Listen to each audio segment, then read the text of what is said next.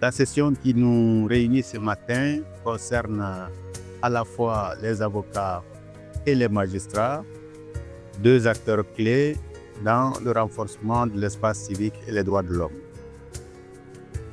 Pourquoi les avocats? Pourquoi les magistrats?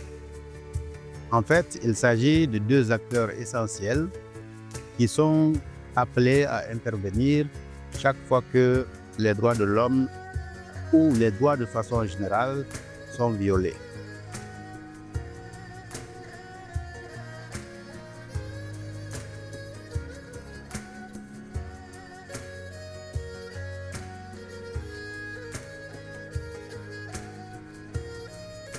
Et cette session a ceci d'important qu'elle permettra de renforcer les capacités des uns et des autres, de tous ces acteurs, lorsqu'ils sont appelés à intervenir sur les droits de l'homme ou sur les violations de l'espace civique, en particulier les atteintes à la liberté d'expression, la liberté d'information, le droit d'informer et d'autres droits.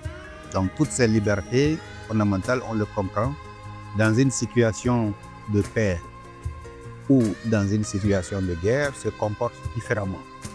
De telle sorte que lorsque nous sommes en situation de crise, eh bien, il est tout à fait normal que ces libertés, en bien même fondamentales, soient restreintes.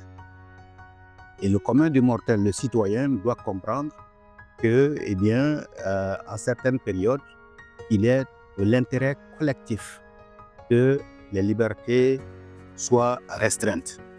Et voilà, cette session va nous permettre non seulement de maîtriser mieux les textes qui régissent cette matière-là, mais également de renforcer et d'échanger nos compétences, nos expériences pour que l'espace civique puisse être mieux appréhendé, pour que les droits qui s'inscrivent dans le cadre de l'animation de l'espace civique soient vraiment au mieux protégés et que les droits de l'homme de façon générale puissent se comporter au mieux.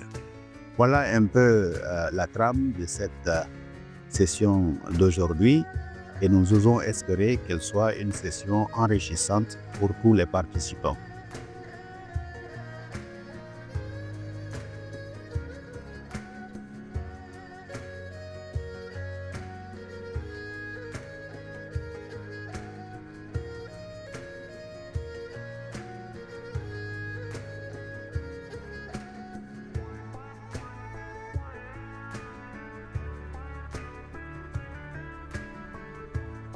Alors, cette formation, elle est d'une grande utilité parce qu'elle permettrait aux participants de surtout comprendre les mécanismes de protection au niveau national, au niveau régional et au niveau international des droits de l'homme.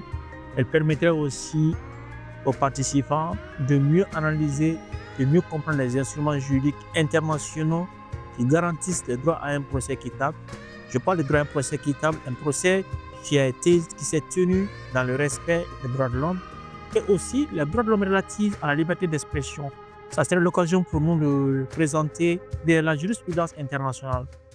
La Cour africaine des droits de l'homme et des peuples a rendu une décision contre la République du Burkina Faso dans laquelle un certain Issa Konaté avait saisi cette cour d'une procédure et qui a fini par avoir un arrêt qui serait très intéressant à lire pour les participants.